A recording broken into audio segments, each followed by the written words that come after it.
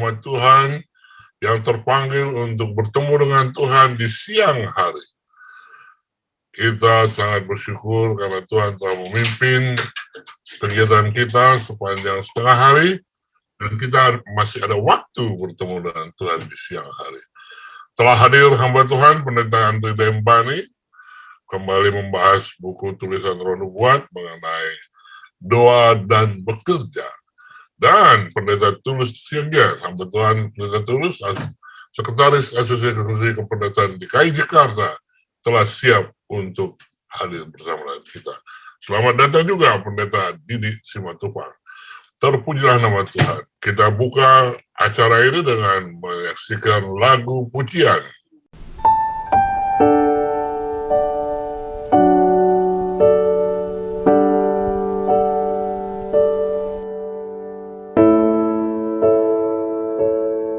Tiap hari aku selalu berjalan,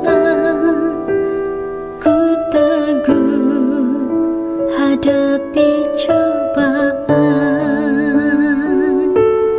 percaya Bapa beri kekuatan, tak ada yang aku takutkan. Tak terkira kemurahan Tuhan, yang terbaik Tuhan selalu berikan.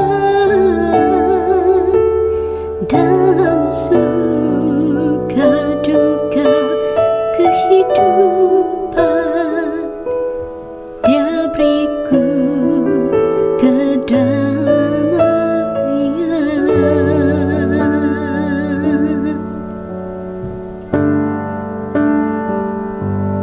Tolong aku dalam pencobaan, ku percaya janji-Mu Tuhan.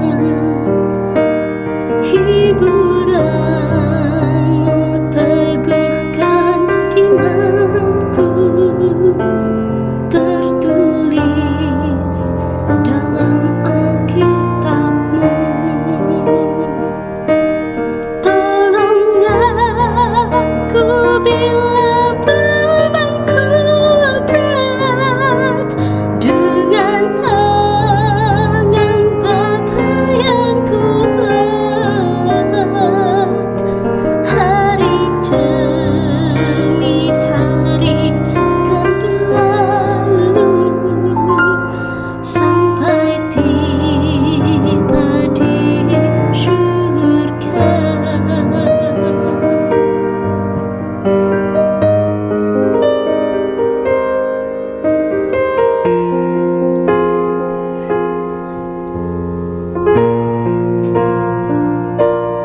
Dilindunginya akan umatnya, dan segala yang dimilikinya.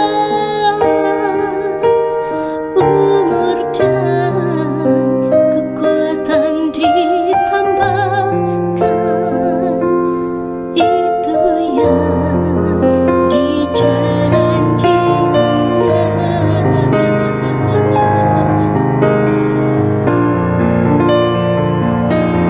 Tolong aku bila bebanku berat, dengan tangan Bapa yang kuat.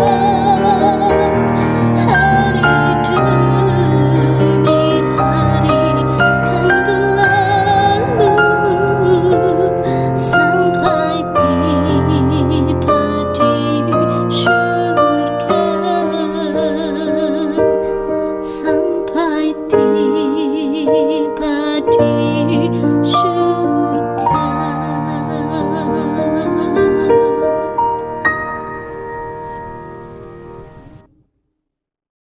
Amin. Puji Tuhan. Mari kita belajar firman Tuhan melalui tulisan Roh Nubuat. Alkitab, Nyonya White dari hamba Tuhan Pendeta Andre Depani. Namun sebelum itu mari kita berdoa.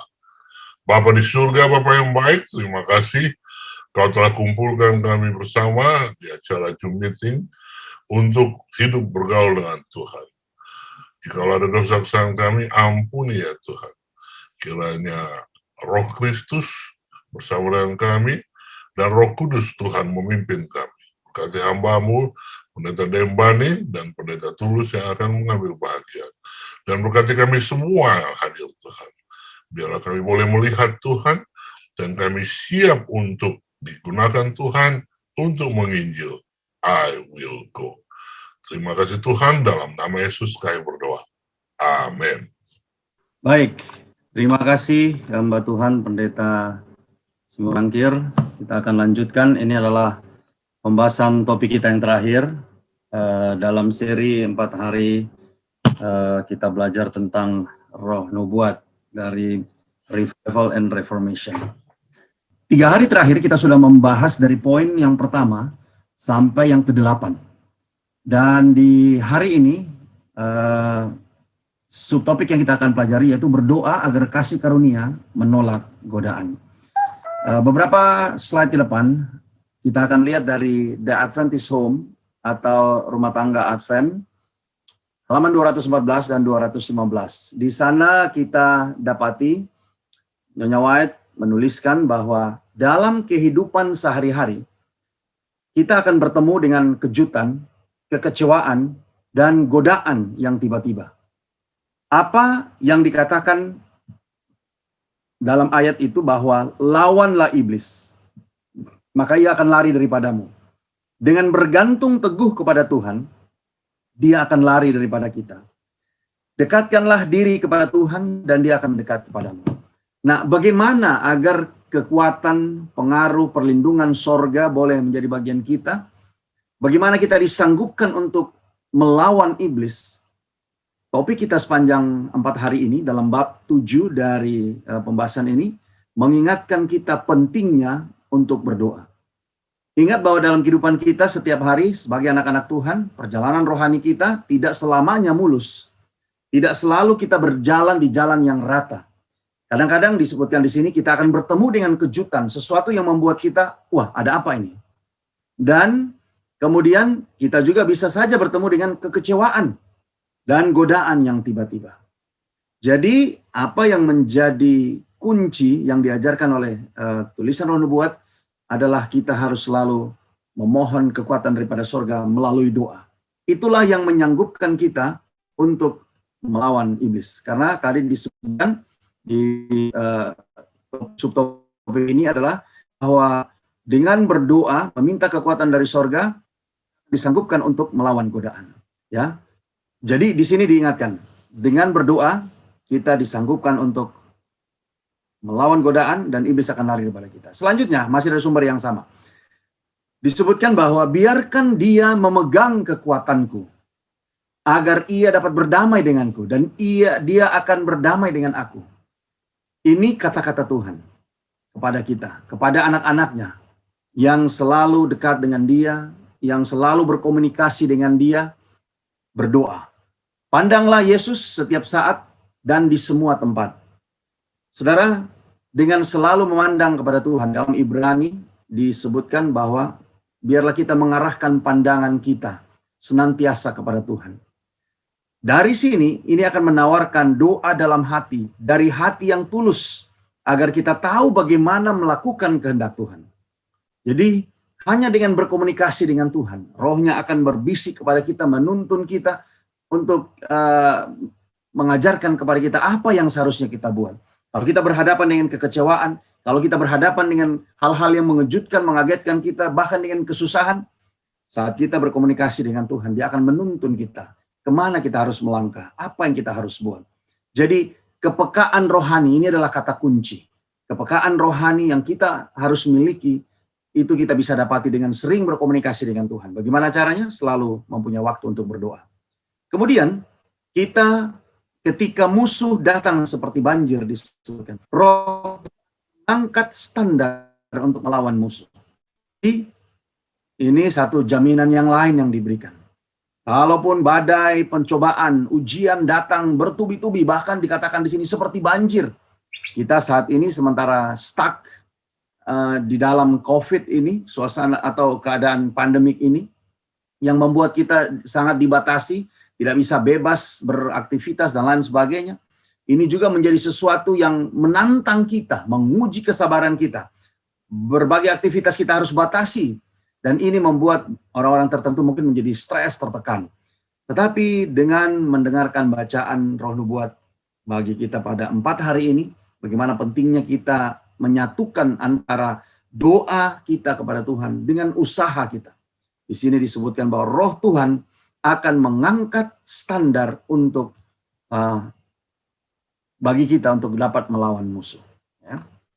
Nah, masih dari sumber yang sama, Adventist Home 214-215, ketika kita hampir siap untuk menyerah, kehilangan kesabaran dan pengendalian diri, menjadi keras dan mencela untuk mencari kesalahan dan tuduhan, inilah saatnya bagi kita untuk mengirim doa ke sorga. Jadi lihat saudara, mulai dari keadaan yang biasa-biasa, keadaan normal kehidupan kita setiap hari, sampai dengan keadaan yang di luar kendali kita. Bahkan di sini disebutkan, sampai kita berada di saat di mana seolah-olah kesabaran itu sudah menipis, sudah habis. Pengendalian diri kita mungkin sudah kita tidak bisa kekang lagi. Ya, inilah waktunya bagi kita untuk menengadah sejenak, memohon kekuatan daripada Tuhan. Berdoa. Mungkin doa kita bisa seperti apa yang dicontohkan di sini. Tuhan, tolong kami, tolong saya. Untuk melawan cobaan, untuk menyingkirkan semua kepahitan dan murka dan perkataan jahat. Jangan sampai keluar dari hati dan mulutku. Berikan kepada kami kelembutan hatimu Tuhan, kerendahan hatimu, panjang sabarmu dan cintamu. Ini hanyalah contoh doa yang dituliskan. Ya. Jangan biarkan kami untuk mencemarkan nama baik penebusku. Salah menafsirkan motif istri saya atau pasangan saya, suami saya, anak-anak saya dan saudara-saudara seiman saya. Bantu saya agar menjadi lebih baik, menyedihkan. Bantu saya agar saya menjadi baik, ya, lemah lembut, pemaaf. Bantulah saya menjadi pengikat rumah yang sejati di rumah tangga saya untuk mewakili karakter Kristus pada orang lain. Saudara, ini adalah salah satu contoh doa bagaimana keluhan yang dituliskan dari sumber ini ya. Bahwa kadang-kadang kita juga menghadapi masalah dengan orang-orang terdekat kita. Mulai dari anggota di gereja, mungkin rekan-rekan kerja di tempat kita bekerja, bahkan di dalam lingkungan keluarga kita, saudara-saudara kita, atau dengan pasangan kita, anak-anak kita. Bisa saja ada kata-kata kita yang tidak patut, mungkin tanpa kita sadari, menyinggung, menyakiti hati mereka. Tapi dengan kita selalu datang kepada Tuhan, berdoa, maka situasi-situasi yang demikian dapat kita handle, dapat kita atasi, sehingga kita lalu kehidupan yang baik, ya, yang menyenangkan, dan Tuhan selalu hadir di tengah-tengah kita. Nah, kemudian di bagian akhir dari kutipan-kutipan ini di bab 7, ya, kita tahu bahwa bahaya dan godaan yang menimpa kaum muda saat ini tidak sedikit. Terlalu amat sangat banyak. Dengan kebebasan media yang saat ini mungkin agak susah untuk dibendung arus informasi dari mana saja, dunia ini ada di genggaman tangan kita. Dengan hanya bermodalkan sebuah device yang sederhana begini, mungkin teman-teman sudah bisa menjelajah seluruh dunia dimanapun kita berada. Dari manapun kita, kapanpun. Nah, ini menjadi satu godaan tertentu, tersendiri, yang memiliki challenge tersendiri bagi orang tua. Ya, kadang-kadang kita tidak bisa menahan arus informasi itu yang melaju masuk ke smartphone anak-anak kita. Ini mungkin kelihatannya kecil, tetapi lama-kelamaan menjadi sesuatu yang berbahaya. Jadi ada potensi bahaya, godaan, cobaan yang saat ini dikatakan sementara mengintai, sementara mengintip di balik pintu untuk menyerang anak-anak muda kita. Kita hidup di zaman ketika menolak panggilan jahat untuk berjaga-jaga dan berdoa terus-menerus. Saudara, setan semakin lihai di dalam mencoba, menggoda, menjatuhkan umat-umat Tuhan. Berbagai cara dia coba. Beribu-ribu tahun dia telah terbukti dari zaman ke zaman berusaha untuk menghancurkan umat-umat Tuhan. Dan sampai di zaman saat sekarang ini pun mungkin agak susah bagi kita untuk membedakan. Bedanya sangat tipis antara sesuatu yang salah dengan apa yang kebenaran. Untuk itu kalau kita tidak membekali diri kita dengan firman Tuhan, mengasah kepekaan rohani kita, maka akan mudah bagi kita, khususnya anak-anak muda, untuk jatuh ke dalam godaan setan. Jadi ingat di sini bahwa kita hidup di zaman di mana kita agak susah untuk menolak panggilan jahat. Dan kita harus mempertebal iman kita, mempertebal benteng perlindungan pertahanan kita adalah dengan terus berdoa kepada Tuhan. Selain itu, disebutkan juga di sini bahwa firman Tuhan harga itu adalah standar bagi kaum muda. Ya, standarnya adalah firman Tuhan. Biarlah inilah yang menjadi benteng terakhir. Kalau kita masih punya toleransi tertentu, tapi biarlah firman Tuhan ini yang menjadi standar tertinggi, yang akan setia kepada Raja Sorga. Biarlah orang-orang muda menggunakan Alkitab menjadi standar, dan biarlah mereka mempelajari kitab suci. Bagaimana caranya? Kita terima kasih Pendeta Simorangkir dan tim dari wilayah 11, tiap hari, Senin sampai Kamis, sepanjang minggu, sepanjang bulan, ya selalu mengadakan hal yang demikian, mempunyai waktu untuk kita asingkan belajar firman Tuhan, berdoa bersama. Sebagai kutipan yang terakhir dari My Life Today, di sini disebutkan, biarkan mereka memasukkan teks demi teks ke dalam ingatan. Itulah kenapa kalau saudara ingat waktu kecil, di dalam ruang sekolah sahabat anak-anak, dalam pelayanan anak-anak, anak-anak selalu dilatih untuk menghafalkan ayat-ayat. Itu saat masuk di dalam short term memory, akan membuat dia untuk bisa mengingat dalam waktu singkat. Tapi dalam perjalanan hidupnya, bila mana itu selalu diingat terus, itu akan membentuk karakter bagi orang tersebut. Dan bila mana karakter itu dibentuk berdasarkan ayat-ayat kitab suci, maka itulah yang akan menjadi modal bagi orang tersebut dimanapun dia berada. Dia berada pada lingkungan yang mungkin jahat, mungkin yang tidak baik, tapi dia sudah punya standar yang dia. Dan di sini disampaikan bahwa memperoleh pengetahuan tentang apa yang Tuhan telah katakan. Jadi inilah yang kita harus perhatikan. Dalam anggota keluarga kita, biarlah kita membiasakan mereka untuk memasukkan ayat demi ayat, teks demi teks di dalam ingatan mereka. Supaya mereka memperoleh pengetahuan tentang Tuhan setiap. Dan di dalam pencobaan, biarkan pemuda menyebarkan firman Tuhan di hadapan mereka. Dan dengan rendah hati dan dalam iman mencari Tuhan untuk kebijaksanaan menemukan jalannya, dan untuk kekuatan untuk berjalan di dalamnya. Jadi inilah pentingnya kita berdoa dan membaca firman anytime, tiap hari, bahkan pagi, siang, malam. Ya, saat ini kita di siang hari kita juga melakukannya. Sebagai penutup, biarlah para remaja, putra dan putri kita mengadakan peperangan melawan setiap kebiasaan yang memiliki bahaya paling kecil untuk memimpin jiwa dari tugas dan pengabdian. Biarlah mereka menyatakan musim untuk berdoa, dan jangan pernah mengabaikan mereka jika itu mungkin bisa dihindari. Saudara, generasi kita yang ada saat ini, itu adalah produk-produk masa lalu, 20 tahun, 30 tahun yang lalu. Kebaikan yang kita tuai saat ini, hari ini, adalah hasil dari orang tua kita, opung-opung kita, orang tua kita yang telah membentuk kita menjadi generasi yang sekarang ini. Tugas kita adalah untuk melanjutkan. Bagaimana memiliki generasi-generasi orang muda Kristen di 10-20 tahun ke depan yang kuat, kokoh, punya prinsip, teguh dalam iman, selalu berdoa, menghidupkan firman Tuhan. Saat inilah kita membentuk mereka. Dari mana? Dari dalam gereja, dari dalam rumah tangga, dari pribadi lepas pribadi. Biarlah selama kita mempelajari 4 topik tentang berdoa dan bekerja ini akan memotivasi kita untuk melakukan apa yang kita sudah dengar dan pelajari. Jadi jika mereka pergi berperang dengan kebiasaan jahat yang mereka dimanjakan seperti sebelum mereka mengaku bersekutu dengan Kristus, mereka akan segera menjadi mangsa empuk perang setan. Tapi dipersenjatai dengan firman Allah yang menyimpannya dalam hati dan pikiran, mereka akan tampil tanpa cedera oleh semua serangan musuh Allah atau manusia. Jadi inilah saudara, pentingnya mempelajari firman Tuhan, pentingnya selalu memiliki waktu untuk berdoa, bersekutu, berkomunikasi dengan Tuhan. Dan ingat, kita punya tanggung jawab untuk generasi-generasi yang akan datang 10-20 tahun untuk memiliki generasi-generasi Kristen yang tangguh. Biarlah melalui pembahasan yang sederhana ini selama 4 hari ini, Kita sudah belajar tentang prayer and obedience, yaitu saya ulangi lagi sedikit. Topiknya adalah doa adalah rencana sorga untuk sukses melawan dosa. Doa adalah sarana sukses yang ditetapkan sorga dalam konflik dengan dosa dan pengembangan karakter Kristen. Kemudian yang ketiga kita sudah bahas juga di hari yang pertama, doa harian itu adalah godaan harian, menjadikan doa satu kebutuhan. Dan kemudian kita juga sudah belajar bagaimana doa harian mengubah kesalahan menjadi kemenangan.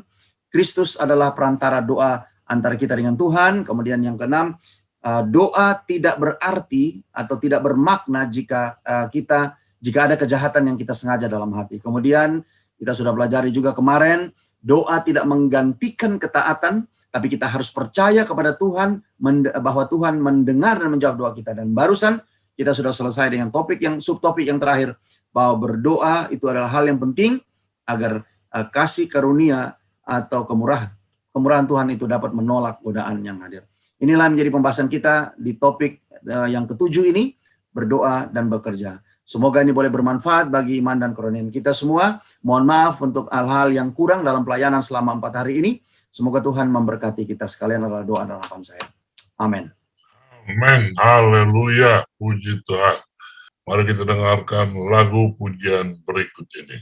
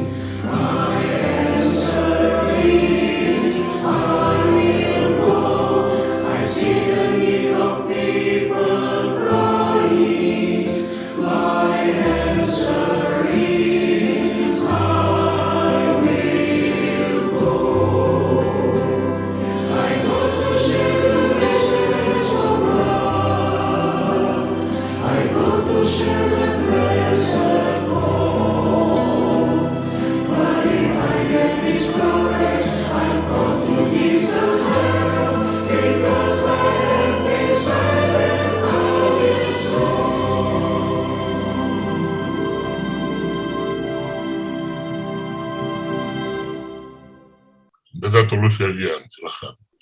Kita tunduk kepala dan kita berdoa. Tuhan, Bapa kami yang bersemayam dalam sorga, pada siang ini kami datang menghampiri hadirat-Mu yang suci. Kami mohon kehadiran Roh-Mu hadir di tengah-tengah ibadah kami melalui Zoom online ini, agar kami dapat mengerti akan makna dari pelajaran sekolah Sabat yang dapat mengubahkan kehidupan kami, menambah wawasan pengetahuan kerohanian kami, dan di saat yang sama pelajaran sekolah Sabat ini kami dapat ajarkan kepada umat Tuhan di jemaat di mana kami berbakti pada hari Sabat ini.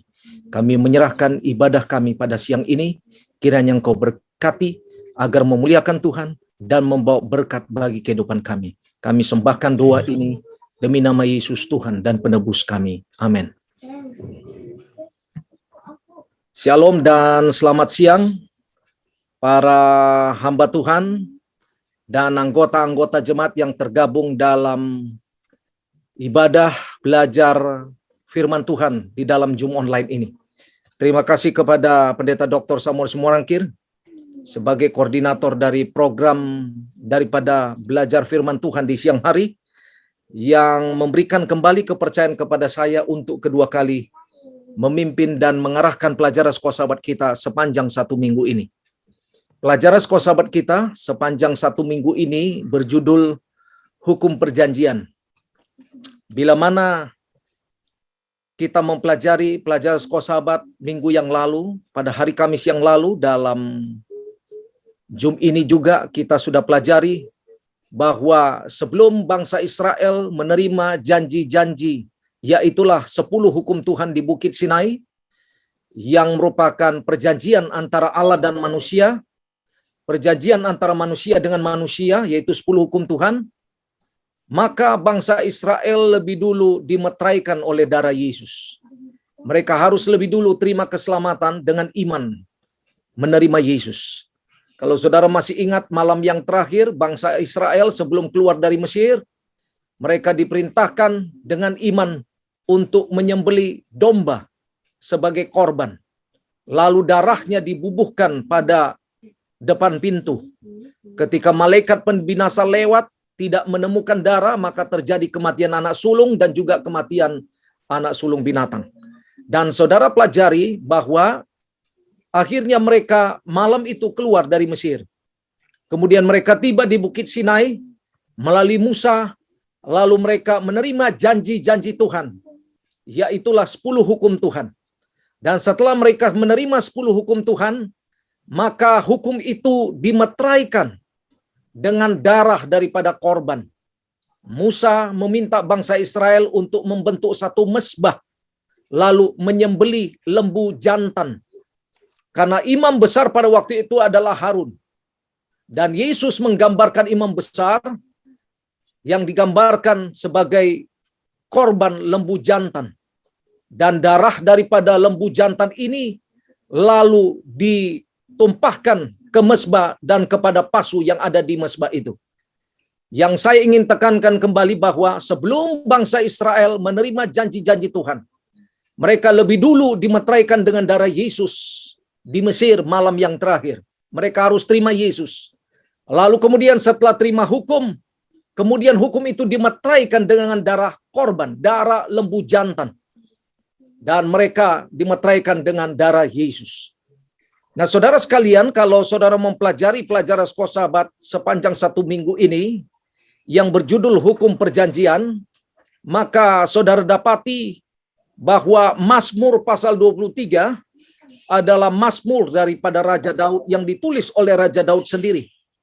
Raja Daud menuliskan Mazmur pasal 23 ini berdasarkan pengalamannya sebagai gembala ketika menggembalakan domba-domba di padang rumput. Gambaran Alkitab kepada Raja Daud sebagai gembala yang menggembalakan domba adalah menggambarkan Tuhan Allah sebagai gembala yang sedang menggembalakan bangsa Israel keluar dari Mesir, lalu menerima hukum perjanjian 10 hukum di Bukit Sinai, dan akhirnya mereka dituntun masuk ke negeri Kanaan. Saudara sekalian, bila mana saudara pelajari, Raja Daud dalam Mazmur pasal 23 ayat yang ketiga menyebutkan bahwa dia menuntun aku di jalan yang benar oleh karena namanya. Jadi demikianlah Tuhan sedang menuntun bangsa Israel keluar dari Mesir di jalan yang benar, menuju Bukit Sinai, menerima 10 hukum Tuhan. Dan 10 hukum Tuhan ini, janji-janji Allah ini, merupakan penuntun bagi bangsa Israel sampai akhirnya mereka tiba di negeri Kanaan. Dan selanjutnya saudara pelajari dalam pelajaran Sekosabat kita, Tuhan memilih bangsa Israel. Tuhan memilih bangsa Israel sebagai umat kesayangannya, sebagai imam yang rajani, sebagai bangsa yang kudus, bukan karena keistimewaan daripada bangsa ini, bukan. Dan terbukti bangsa ini adalah bangsa yang sudah diperbudak, baik di Babylon, baik juga di Mesir. Dan pada saat yang sama bangsa ini juga sangat lemah secara militer dan juga secara politik. Jadi kalau dilihat dari segi kelayakannya, sebetulnya bangsa Israel ini tidak layak untuk dipilih. Tapi mereka dipilih oleh karena kasih karunia Tuhan. They were chosen not from the best, but they were chosen from the worst. Mereka dipilih bukan dari yang terbaik, tapi mereka dipilih dari yang terburuk. Jadi, yang mau ditekankan kepada saudara dan saya, Tuhan memilih saudara dan saya menjadi pelayannya, menjadi umatnya, bukan karena kita layak untuk dipilih, bukan. Tapi karena Tuhan yang melayakkan kita. Dan bangsa Israel dipilih sebagai umatnya, Anda dan saya dipilih sebagai umatnya karena kasih karunia daripada Tuhan. Saya ingin mengulangi kembali pengertian dari kasih karunia. Kasih karunia adalah pemberian yang datangnya dari Tuhan secara cuma-cuma kepada saudara dan saya, yang sebenarnya tidak layak untuk kita terima. Itulah kasih karunia. Tuhan memilih bangsa Israel, memilih saudara dan saya menjadi umat kesayangannya, bukan karena kelayakan kita, tapi karena Tuhan yang melayakkan kita. Dan saudara pelajari, bangsa Israel dipilih sebagai umat kesayangan untuk menyampaikan kabar keselamatan daripada Yesus Kristus. Hal yang sama, saudara dan saya diselamatkan oleh karena kasih karunia. Dan saudara dan saya juga dipilih oleh karena kasih karunia Tuhan menjadi umat pilihan Tuhan bangsa Israel secara rohani. Dan saudara dan saya dipilih sebagai umat Tuhan, umat kesayangan, imamat yang rajani, bangsa yang kudus, untuk menyampaikan visi dan misi daripada gereja Masih Advent hari ke-7. Kalau saudara pelajari teologi daripada gereja Advent, terdapat dalam Yohanes pasal 14 ayat 1-3. Yesus katakan, janganlah gelisah hatimu, percayalah kepada Allah, percaya juga kepadaku. Di rumah Bapakku ada banyak tempat kediaman, dan aku pergi menyediakan tempat bagimu. Dan Yesus katakan, I will return, saya akan datang kembali. Nah, inilah teologi daripada gereja Advent. Dan kalau saudara pelajari visi daripada gereja Advent, mempersiapkan umat bagi kedatangan Yesus yang kedua kali. Lalu misi daripada gereja Advent, menyampaikan kabar baik dari keselamatan dalam Yesus Kristus dalam konteks pekabaran 3 malaikat dalam buku Wahyu. Inilah visi dan misi daripada gereja Advent. Dan saudara dan saya dipilih dan dipanggil oleh Tuhan menjadi umat kesayangannya untuk menyampaikan visi dan misi daripada gereja Advent. Amin, saudara sekalian. Saudara dan saya dipilih bukan karena kelayakan kita, tetapi karena Tuhan yang melayakkan. Itu sebabnya jangan pernah kita menghakimi sesama kita. Dan kadang kita menganggap orang lain layak, padahal di hadapan Tuhan tidak layak. Tuhan yang menjadi standar untuk melayakkan. Seringkali kita juga mendengar tulisan Roh Nubuat yang menyebutkan ada 3 keheranan di sorga. Yang pertama, orang yang kita tidak anggap masuk sorga ada di sorga. Yang kedua, orang yang kita anggap masuk sorga tapi tidak ada di sorga. Yang ketiga, kita sendiri merasa heran kenapa kita berada di sorga. Jadi untuk melayakkan seseorang menjadi pelayan Tuhan, menjadi umat Tuhan, bukan manusia, tapi Tuhan yang melayakkan. Dan itulah yang terjadi kepada bangsa Israel. Selanjutnya saudara pelajari dalam pelajaran sekolah sahabat kita, disebutkan bahwa janji-janji Tuhan ini, hukum Tuhan ini adalah ikatan yang mengikat antara hubungan Allah dengan manusia dan yang mengikat antara hubungan manusia dengan manusia. Sekali lagi saya mau ingin tekankan bahwa inisiatif daripada keselamatan tidak datang dari manusia. Tapi inisiatif menyelamatkan itu datang dari Allah 100%. Dan kita perlu bekerja sama dengan Tuhan. Kerjasama kita dengan Tuhan merespon apakah kita mau menerima keselamatan itu dengan iman. Nah, kalau saudara pelajari, inisiatif membuat perjanjian bukan datang dari manusia. Tapi inisiatif membuat perjanjian datang dari Tuhan. Memang perjanjian sepihak. Dan janji-janji itu adalah hukum Tuhan yang diikat dengan perjanjian daripada darah Yesus Kristus. Nah, kalau saudara pelajari bahwa hukum Tuhan ini, janji-janji Tuhan ini adalah satu ikatan yang sangat mengikat hubungan antara Allah dengan manusia, hubungan antara manusia dengan manusia. Karena kalau saudara pelajari prinsip daripada hukum Tuhan itu kasih kepada Allah dan kasih kepada manusia. Sama seperti hubungan suami istri.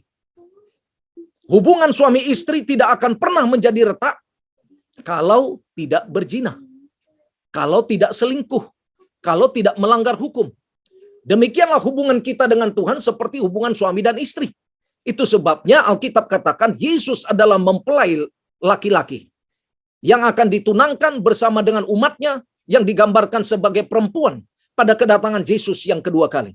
Jadi dengan kata lain, hukum ini, janji-janji Allah ini adalah ikatan yang mengikat hubungan antara Allah dengan manusia, yang mengikat hubungan antara manusia dengan manusia. Jadi dengan kata lain bahwa untuk mempertahankan supaya hubungan itu harmonis, hubungan antara Allah dengan manusia, maka kita perlu menurut kepada hukum Tuhan. Sebetulnya perjanjian ini sebetulnya simpel saja. Dan ini sebetulnya sudah ditanamkan oleh Tuhan sejak di Taman Eden kepada Adam dan Hawa. Dan juga kepada malaikat di sorga. Sebetulnya perjanjian ini hanya dua. Kalau kamu menurut, berkat. Kalau kamu melanggar, maka terjadi kutuk. Jadi sebetulnya inti perjanjian itu adalah pilihan.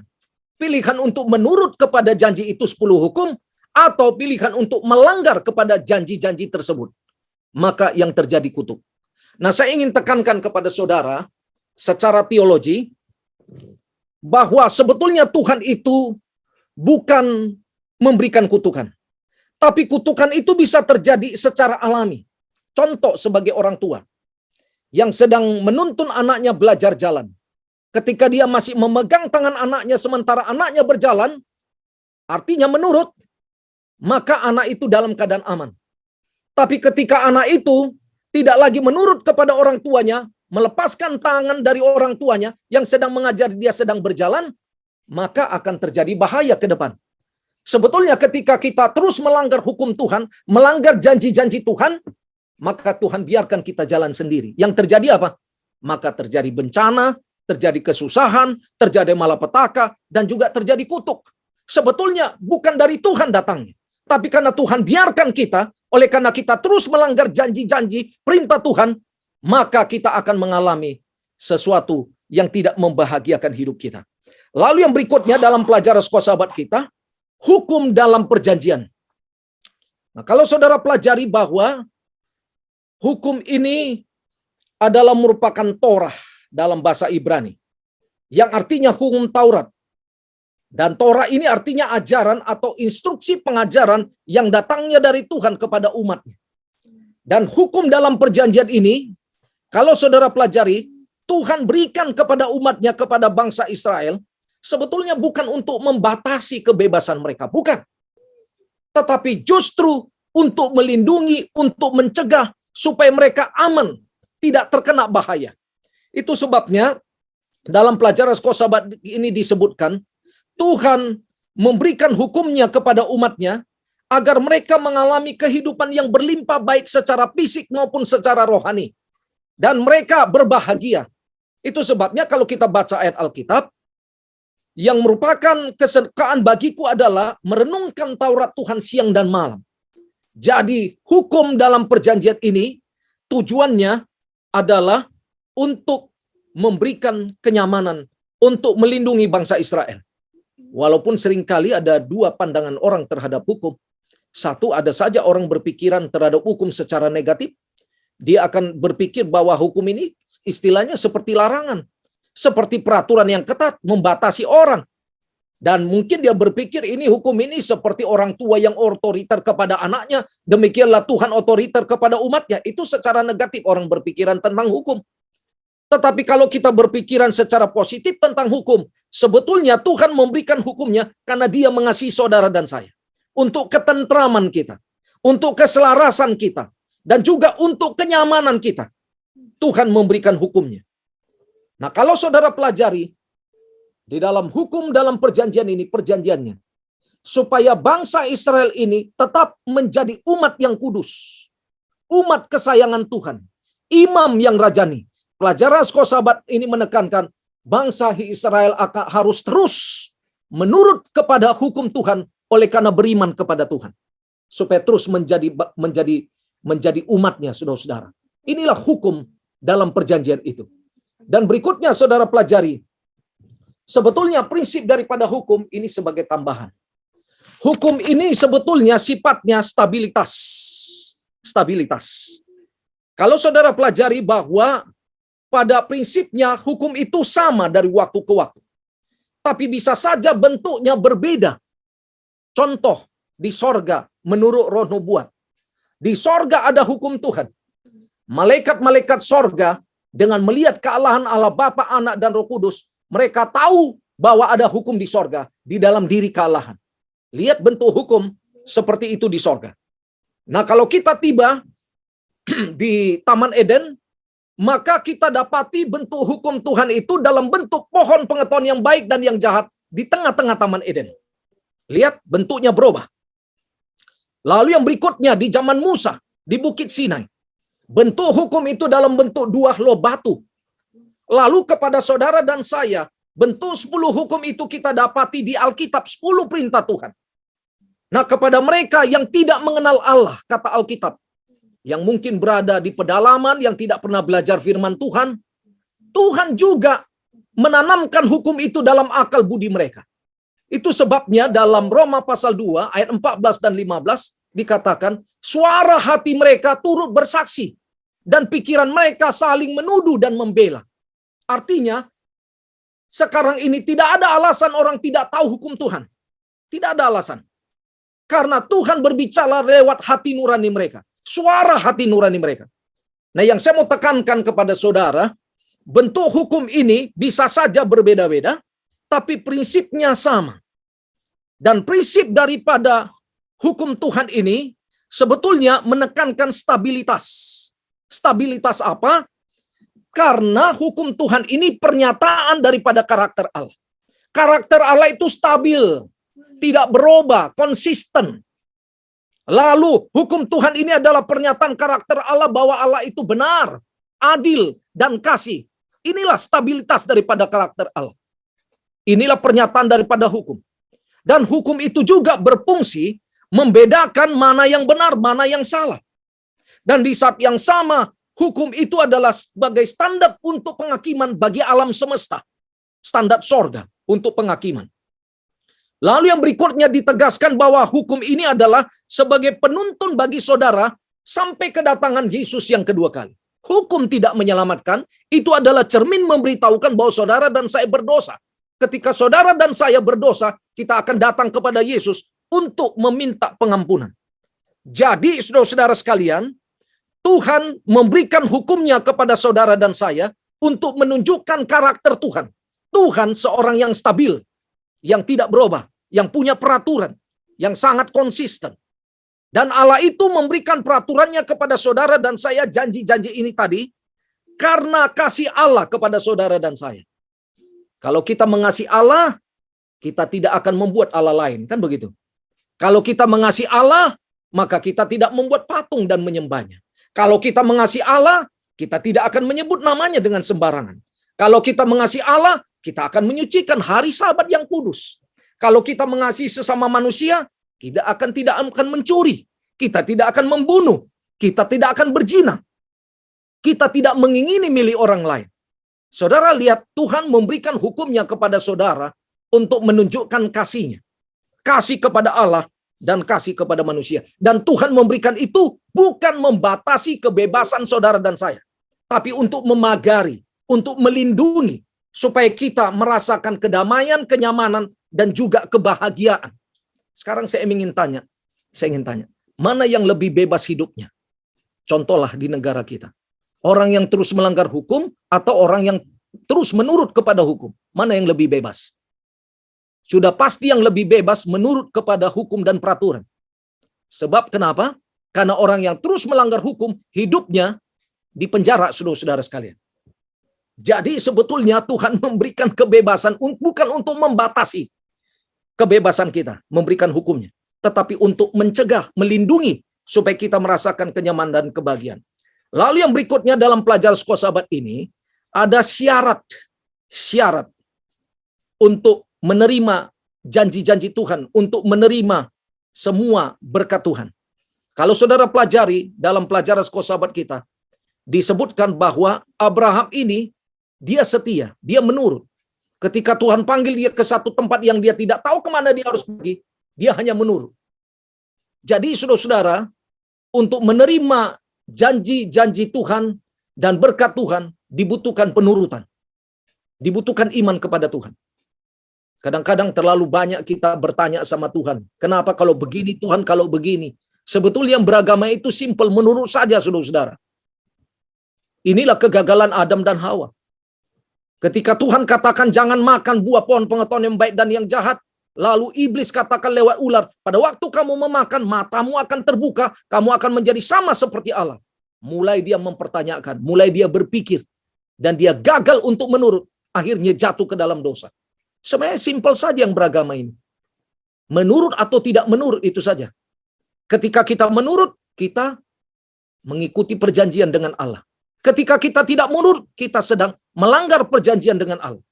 Lalu dalam pelajaran sekolah sahabat ini disebutkan, penurutan kepada hukum Tuhan itu sebagai ekspresi, ungkapan terima kasih karena kita sudah diberkati oleh Tuhan.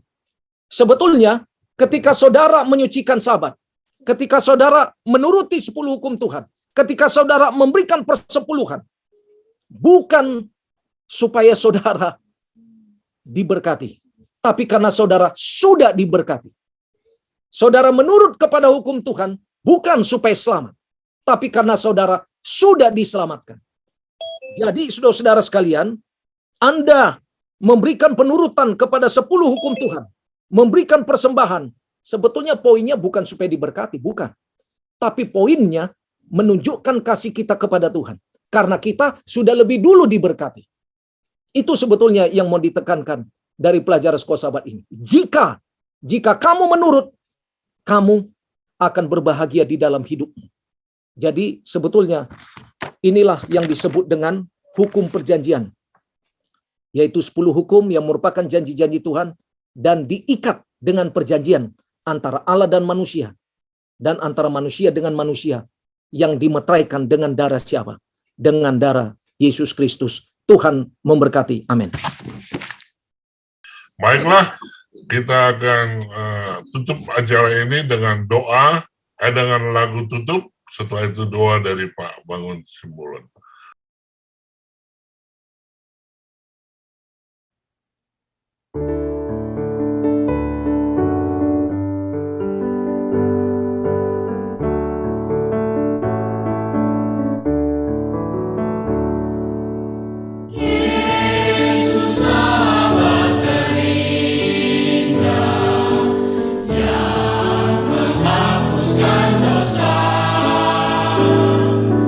Sky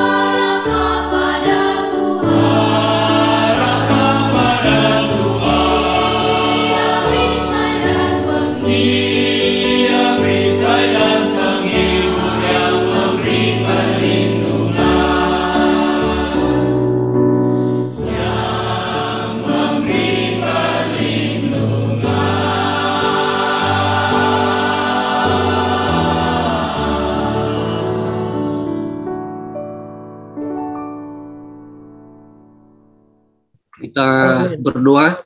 Tuhan Allah Bapa kami yang hari ini Engkau mempertemukan kami, anak-anak Tuhan, yang telah Engkau kumpulkan inisiatif pada siang hari ini ya Tuhan. Engkau ajarkan kami, agar kami dari waktu ke waktu semakin menyenangi akan hukum Taurat. Dan biarlah kiranya itu menjadi menyenangkan bagi kami, oleh karena kasih dan karunia Tuhan bagi kami. Satu hal yang patut kami lakukan ya Tuhan, bila mana Engkau ajarkan kami untuk menyampaikan Injil kebenaran ini. Biarlah ya Tuhan dengan kasih dan kuasa Tuhan, kami dapat menyampaikan kepada sahabat-sahabat kami, kepada anak-anak dan istri ataupun keluarga kami yang utuh, agar mereka juga dapat menerima janji dan hukum Tuhan sebagai sesuatu yang menyenangkan, sehingga kami hidup dengan bebas di dalam. Terima kasih ya Tuhan untuk segala hikmat yang Kau berikan bagi hamba-hamba Tuhan, Pendeta Tulus Yagian dan juga hamba-hambamu yang lain. Biarlah itu dapat menguatkan kami dan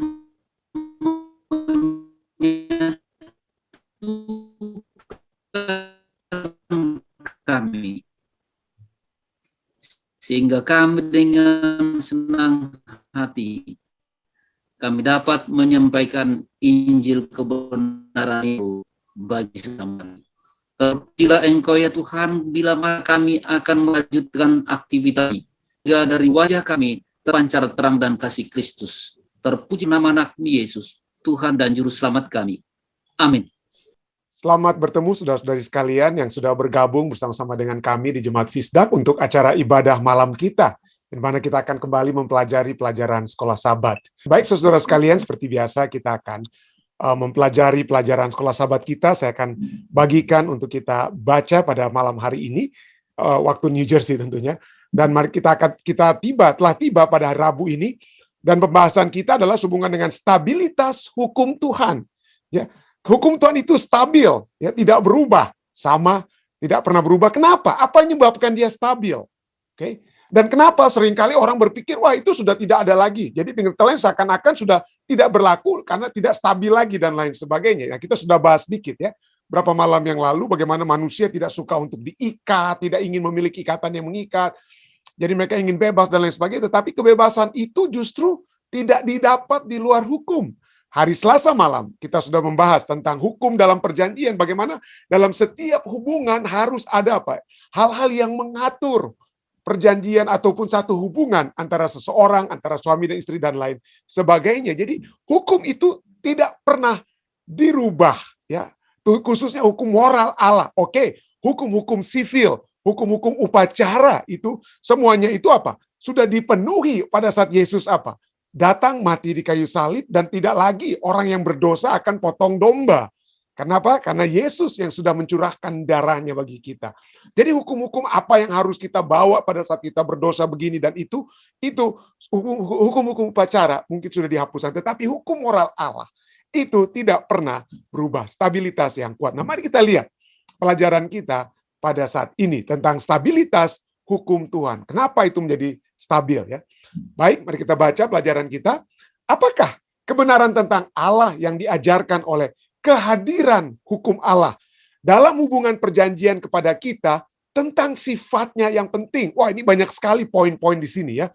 Ada perjanjian dan di dalam perjanjian itu ada kehadiran hukum Allah, dan kehadiran hukum Allah dalam perjanjian tersebut memberitakan satu kebenaran tentang Allah. Kebenaran apa itu? Yaitu kebenaran tentang sifat-sifat Allah yang ada di dalam hukumnya yang merupakan bagian dari satu perjanjian. Kenapa? Sifat apa? Maleakhi 3:6 katakan apa? Bahwasanya aku, Tuhan, tidak berubah. Tuhan tidak berubah dan kamu, Bani Yakub, tidak akan lenyap. Jadi satu sifat Allah, yaitu dalam satu perjanjian itu, yaitu Allah tidak berubah, dan itu berhubungan juga dengan apa ya? Hukum Allah. Nanti kita akan lihat ya bagaimana itu hukum Allah dan sifat atau karakter Allah itu apa? Berhubungan. Ya, satu kebenaran tentang Allah. Salah satunya adalah Allah yang tidak apa? Tidak berubah. Apakah hukum juga tidak berubah? Nanti kita akan lihat ya. Nanti kita akan lihat. Yakobus 1:17 katakan apa? Setiap pemberian yang baik dan setiap anugerah yang sempurna, yang anugerah yang baik, anugerah yang sempurna datangnya dari atas, diturunkan dari Bapa segala terang. Padanya tidak ada perubahan atau bayangan karena pertukaran. Jadi kalau hukum merupakan apa ya? Anugerah yang baik, ya, yang dapat menunjukkan kepada saudara dan saya, saya ada dosa. Tanpa hukum itu saya tidak tahu saya berdosa. Tanpa hukum itu saya tidak tahu saya berdosa, maka saya tidak perlu datang kepada juru selamat. Tetapi atas karunia Allah, maka dia telah memberikan juga apa? Hukumnya supaya saya tahu saya berdosa, dan itu merupakan satu apa ya? Telah diberikan kepada Allah, dan itu tidak ada apa? Perubahan. Karena pernyataan dosa Allah itu tidak pernah berubah. Allah tidak katakan kepada orang Israel, kamu jangan membunuh ya. Lalu setelah Yesus datang, lalu kata, oh ya kamu sekarang bebas saja membunuh, silakan ya. Yesus sudah mati kok di kayu salib, jadi kalian selain membunuh juga nggak apa-apa. Allah tidak akan bilang begitu. Kalau waktu sebelum Yesus datang, sudah dikatakan jangan membunuh, maka sesudah Yesus datang, tentunya jangan membunuh. Itu juga apa? Merupakan bagian dari hukum Allah, dan juga berhubungan dengan karakter. Ya, apa yang Allah pikirkan dan apa yang Allah lakukan. Jadi tidak ada apa? Tidak berubah. Hukum Allah, pelajaran sahabat kita katakan ada. Hukum Allah adalah pernyataan kehendak Allah secara lisan atau tertulis. Bandingkan Mazmur 40 ayat 9 ya. Itu pernyataannya yang tertulis, itu hukum Allah ya. Karena itu adalah salinan dari karakternya, transkrip bahasa Inggrisnya ya. Transkrip dari karakter Allah. Itu dinyatakan di dalam apa? Hukumnya, karakter Allah itu dinyatakan kepada hukumnya. Keberadaannya, hukum itu adalah keberadaannya dalam perjanjian, memastikan kita tentang sifat keabadian dan keteguhan Allah. Kalau Allah itu abadi, Allah itu kekal, maka hukum itu juga apa? Kekal. Kenapa? Karena karakter Allah tidak berubah. Allah tidak berubah karakternya. Ya. Tidak berubah. Meskipun kita tidak selalu mampu mengerti pekerjaan pemeliharaan Tuhan, kita tahu bahwa dia itu layak dipercaya. Alam semestanya ini berada di bawah hukum fisik dan moral yang tidak berubah. Kita tahu ahli-ahli, orang-orang yang tidak percaya Allah sekalipun, ya, saintis-saintis, ahli-ahli fisika, mereka tahu alam semesta ini berada di bawah apa? Hukum-hukum fisika. Ya, hukum-hukum fisika, harus ada hukum, kalau enggak apa? Bayangkan kalau tidak ada hukum gravitasi, atau hukum gravitasi itu berubah. Saat ini yang benda dari atas kalau dilempar akan jatuh ke bawah, tapi suatu waktu berubah dan dilempar itu tidak jatuh ke bawah tapi terbang melayang-layang. Kacau kan? Mobil akan tabrakan kiri kanan dengan pesawat dan lain sebagainya. Jadi segala sesuatu itu ada berada di bawah hukum fisik dan juga hukum apa? Hukum moral yang tidak apa? Tidak berubah. Fakta ini, dikatakan pelajaran sahabat kita katakan apa? Fakta ini yang memberikan kita kebebasan dan keamanan yang sesungguhnya. Kenapa? Saya pada saat ini, misalnya, kalau Tuhan jauhkan ya, saya tiba-tiba koma, saya tertidur untuk sementara ya, koma, kena penyakit mungkin ya. Lalu kemudian 20 tahun depan saya misalnya bangun kembali, lalu ada perubahan hukum. Ya, misalnya kita sudah bisa apa? Saling membunuh. Wah, itu gimana ya? Itu tidak memberikan kebebasan kepada saya atau keamanan kepada saya lebih baik saya koma lagi lah. Karena saya nggak mau lagi pada saat saya keluar rumah sakit dari keadaan koma saya akan apa? Saling bunuh-bunuhan dan lain sebagainya. Jadi itu tidak memberikan kebebasan dan keamanan yang sesungguhnya. Walter Beach memiliki satu kutipan yang sangat menarik dari bukunya Dimension in Salvation. Dikatakan apa? Kepastian, certainty. Kepastian bahwa Allah dapat dipercaya dan dapat diandalkan terletak pada kebenaran bahwa dia adalah Allah yang berperaturan, Gods of law. Allah yang memiliki apa? Peraturan. Salah satu hal yang ditekankan di Amerika Serikat ini adalah apa? Rule of law. Apa artinya rule of law? Artinya semua orang itu berada di bawah apa? Berada di bawah hukum, tidak ada yang mendapatkan pengecualian, baik Anda pemimpin negara sekalipun. Seorang presiden di Amerika tidak akan pernah katakan, I am above the law. Tidak, mereka berada di bawah apa? Di bawah hukum. That is the meaning of the rule of law. Dan Allah kita itu adalah apa? Menurut Walter Beach, Allah yang berperaturan, Gods of law. kehendak dan hukumnya itu satu. Kehendak, hukumnya itu menjadi apa? Satu. Allah berfirman. Allah berfirman bahwa hal yang benar itu benar. Karena hal itu menggambarkan hubungan yang terbaik. Karena itu, hukum Allah tidak pernah berubah-ubah atau menjadi aneh. Atau menjadi hal, oh kenapa dulu ini dilarang kok sekarang boleh? Tidak begitu, tidak jadi aneh. Hukum itu adalah perkara yang paling tidak berubah di jagat raya. Ya, hukum yang tidak berubah di jagat raya. Jika hukum Allah tidak dapat menyelamatkan seseorang dari dosa, kita sudah pelajari, kita sudah tekankan, kita tidak diselamatkan oleh apa? Hukum Allah. Yang menyelamatkan kita hanyalah kasih karunia Allah yang kita terima dengan iman. Ya. Pertanyaannya, mengapa Allah menaruhnya menjadi bagian dari perjanjian itu? Dan inilah ayat yang bagus sekali, Amos 3 ayat 3.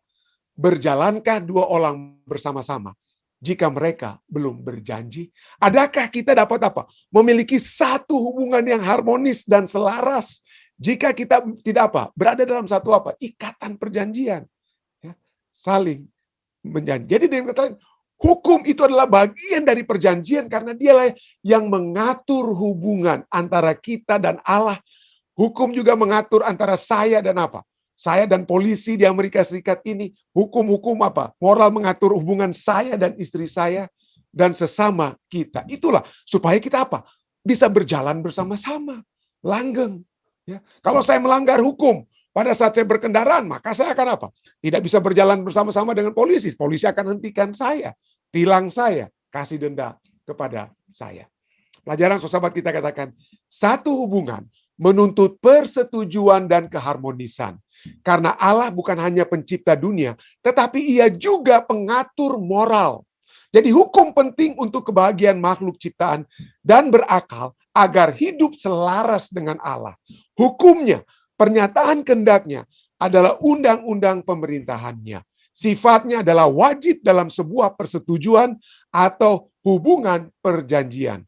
Tujuan hukum itu bukan untuk menyelamatkan, tetapi untuk menentukan tugas kita kepada Allah. Apa tuntutan, apa kewajiban saya kepada Allah? Itulah kewajiban saya kepada Allah, perintah pertama dan keempat. Jangan ada padamu ilah lain, jangan kita menyembah patung buatan, jangan kita menyebut nama Allah.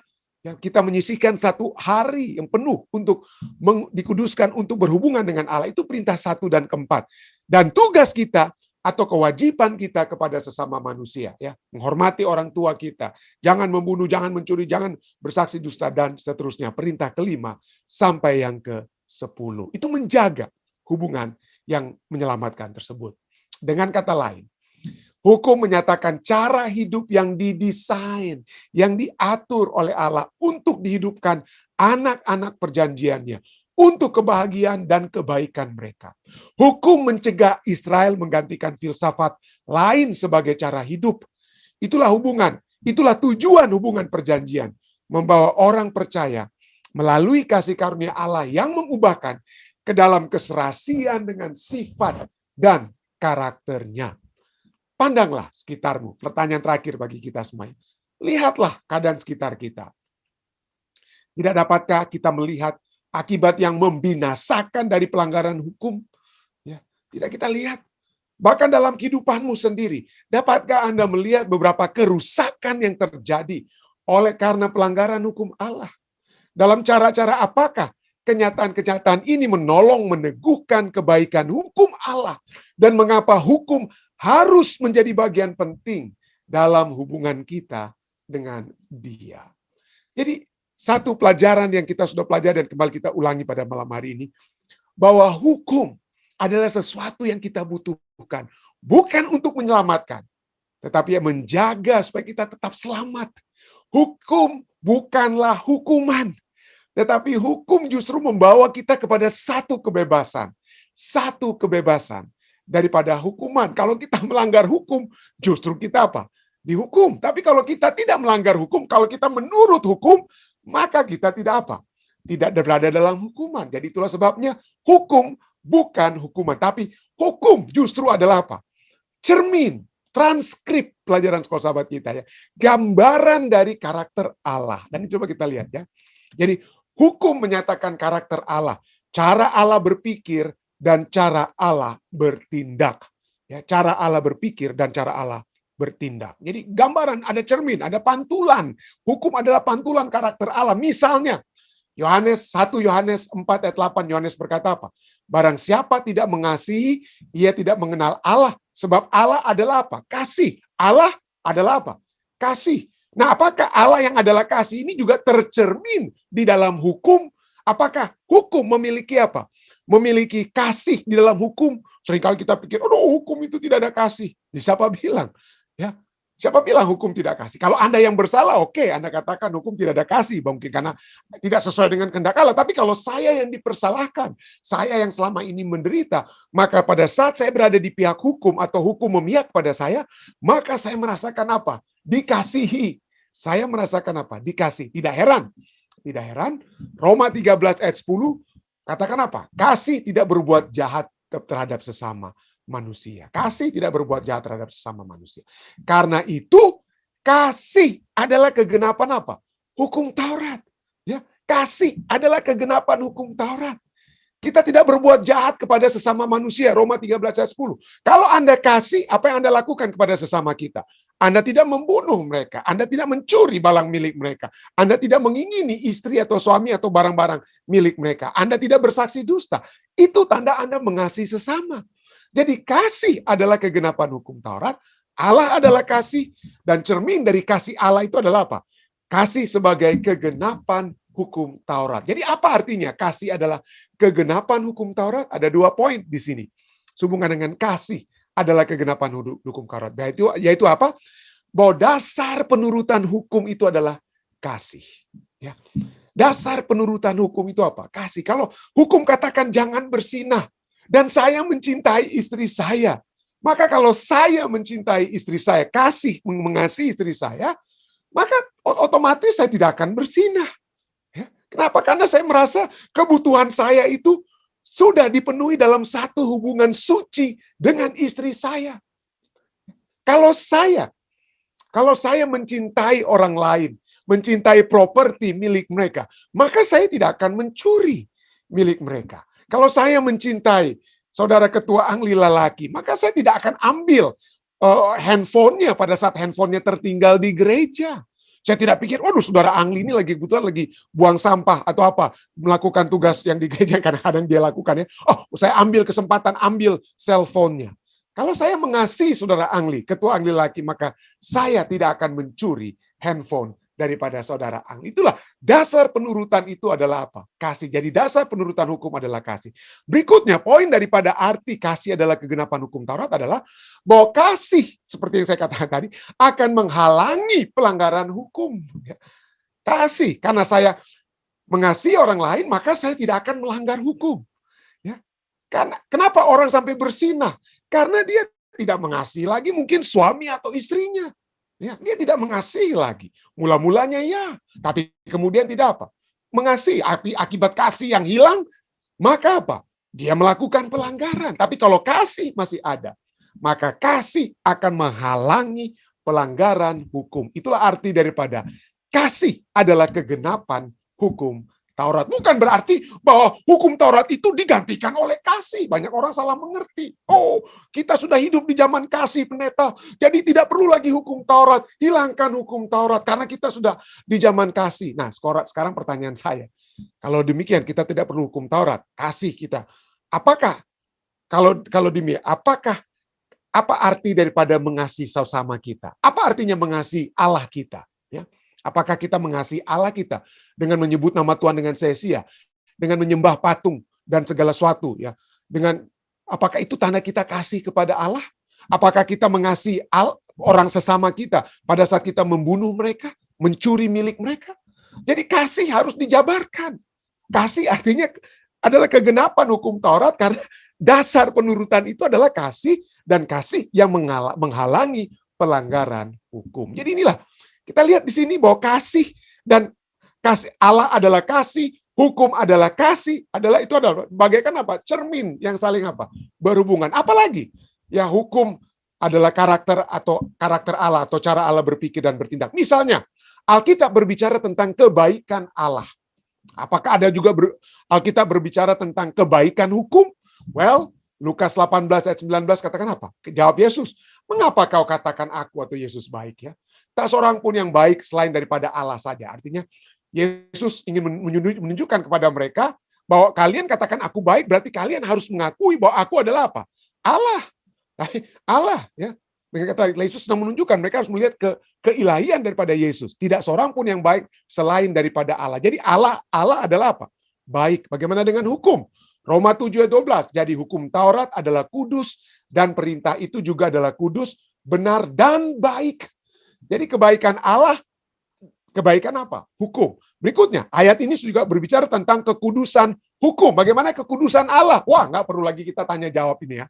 Tentang kekudusan Allah. Yesaya 5 ayat 16, tetapi Tuhan semesta alam akan ternyata maha tinggi dalam keadilannya, dan Allah yang maha kudus akan menyatakan kekudusannya dalam kebenarannya. Allah yang kudus, hukum juga apa? Hukum juga kudus. Apalagi yang lainnya. Kita sudah lihat, Allah kasih, hukum kasih. Allah baik, hukum baik. Allah kudus, hukum juga apa? Kudus. Berikutnya, apalagi Allah benar, hukum juga apa? Benar. Ya. Ayat tadi Roma 7:12 berbicara tentang hukum Taurat yang juga benar. Ulangan 32:4 katakan Allah yang setia dengan tiada kecurangan, adil dan benar dia. Hukum juga apa? Benar. Kekekalan. Nah, ini dia kekekalan Allah, ya. Kekekalan Allah. Kejadian 21 ayat 33.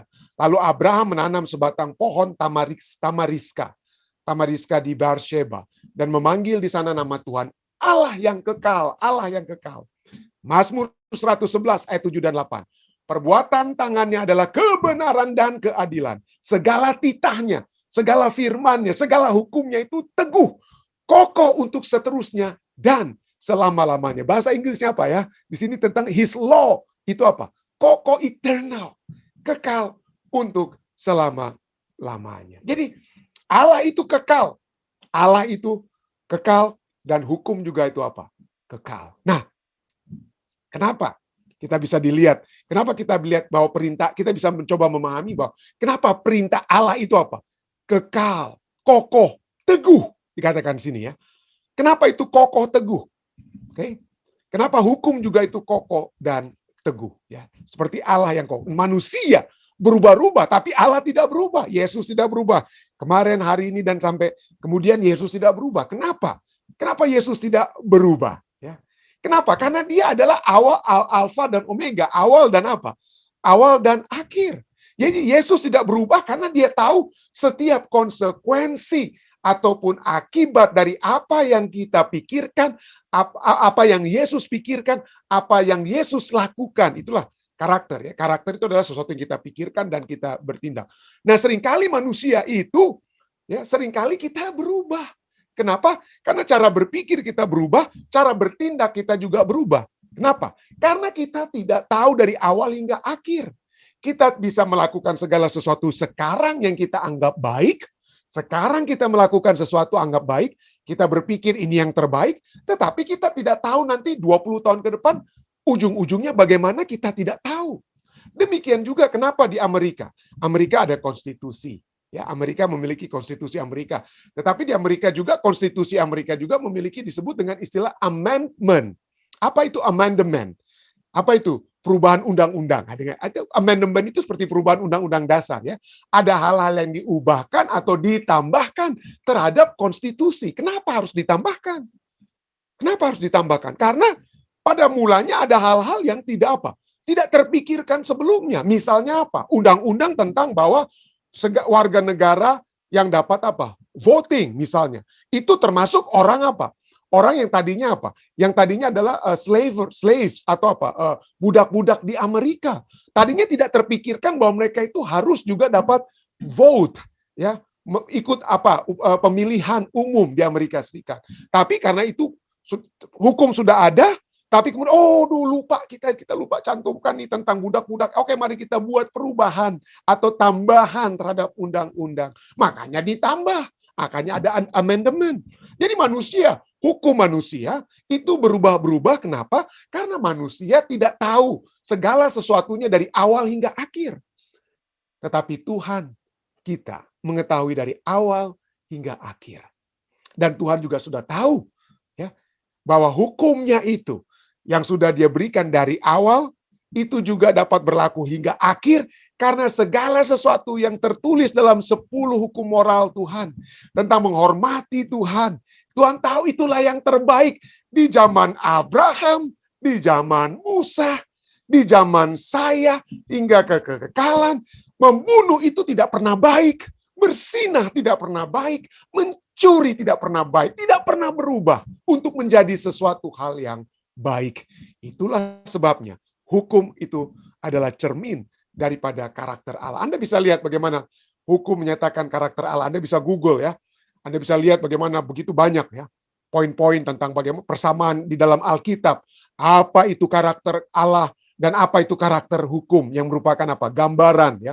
Gambaran cermin tersebut. Ya, baik, suci, adil, benar, sempurna, tidak apa? Tidak membebankan, Allah tidak membebankan, hukum tidak membebankan, itu adalah terang dan lain sebagainya. Anda bisa Google dan Anda bisa lihat. Dan inilah firman Tuhan juga sudah katakan bahwa hukum dan karakter Allah itu apa? Bagaikan cermin. Yakobus sudah bilang hal ini. Sudah dinyatakan oleh Yakobus. Yakobus 1 ayat 23 dan 25. Dikatakan apa? Sebab jika seorang hanya mendengar firman saja. Ya, ingat 10 hukum seringkali disebut dengan apa? Ke-10 firman Allah. Kita sudah bahas waktu lalu. Kalimat dalam kitab Ulangan katakan apa? 10 firman Allah. Jadi, jika seorang hanya mendengar firman saja dan tidak melakukannya, mendengarkan 10 hukum atau hukum moral Allah dan tidak melakukannya, ia adalah seumpama seorang yang sedang mengamat-amati mukanya yang sebenarnya di depan cermin. Tapi dia cuma ngamit, ya udah dia pergi pulang aja. Lalu terus melakukan apa? Kesalahannya tersebut. Tapi kalau dia orang yang benar, apa yang dia akan lakukan? Ayat 25.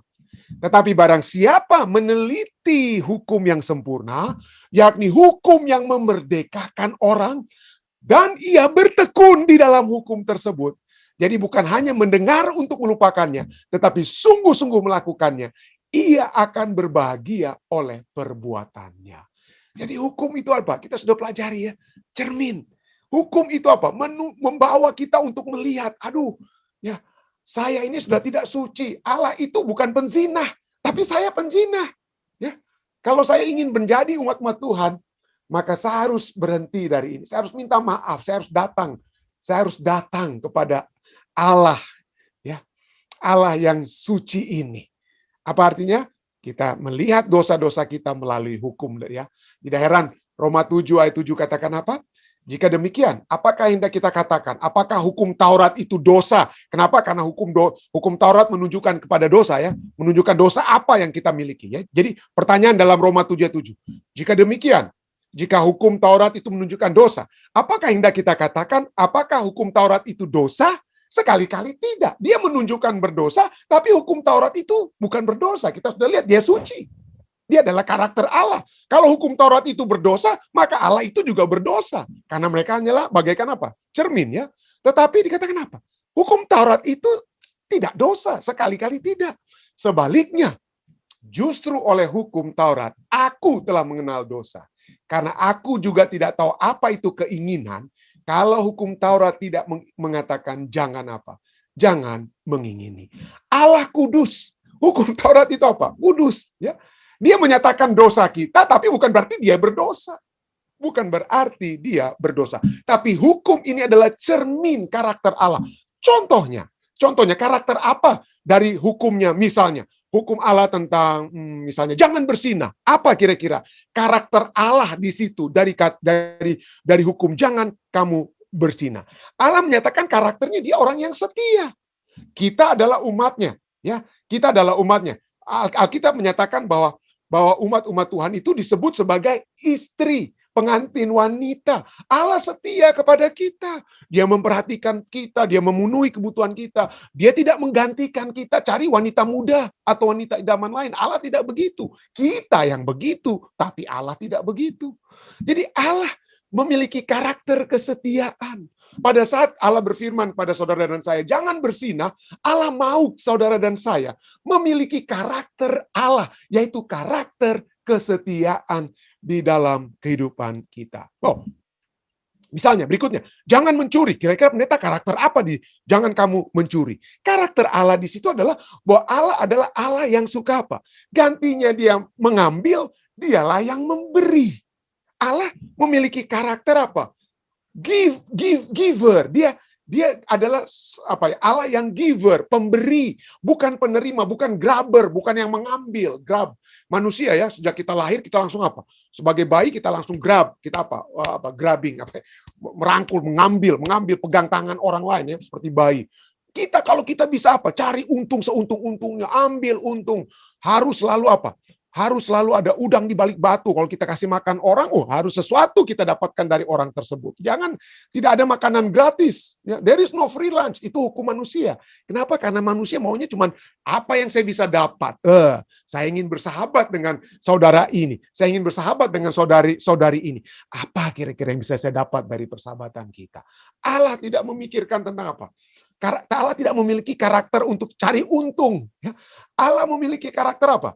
Untuk memberi. Pada saat dia katakan jangan mencuri, artinya jangan mengambil sesuatu yang bukan milikmu. Jangan memiliki karakter untuk cuma apa? Cari untung, ambil untung. Milikilah karakter Allah. Karena begitu besar kasih Allah sehingga dia mengaruniakan anaknya yang tunggal. Karakter untuk apa? Karakter untuk memberi. Bukan untuk apa? Ambil untung saja. Ya. Begitu banyak lagi ya lainnya ya. Jangan membunuh. Karakter apa? Allah mencintai kehidupan. Jangan membunuh. Allah mencintai apa?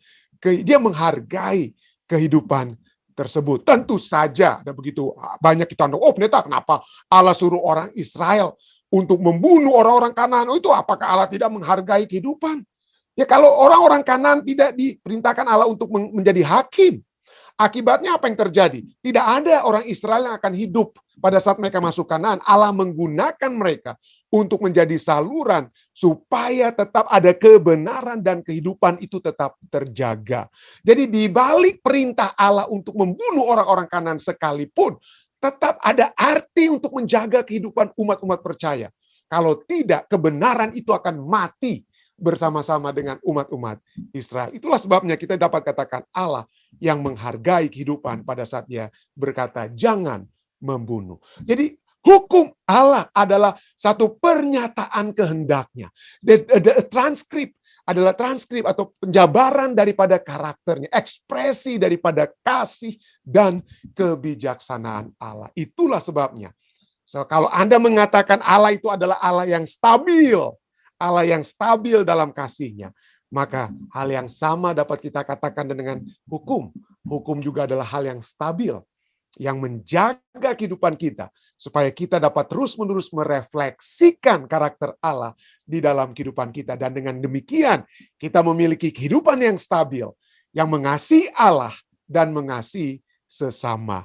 Inilah yang dapat saya tambahkan dari pelajaran kita pada saat ini. Saya bawa ini dalam nama Yesus. Amin.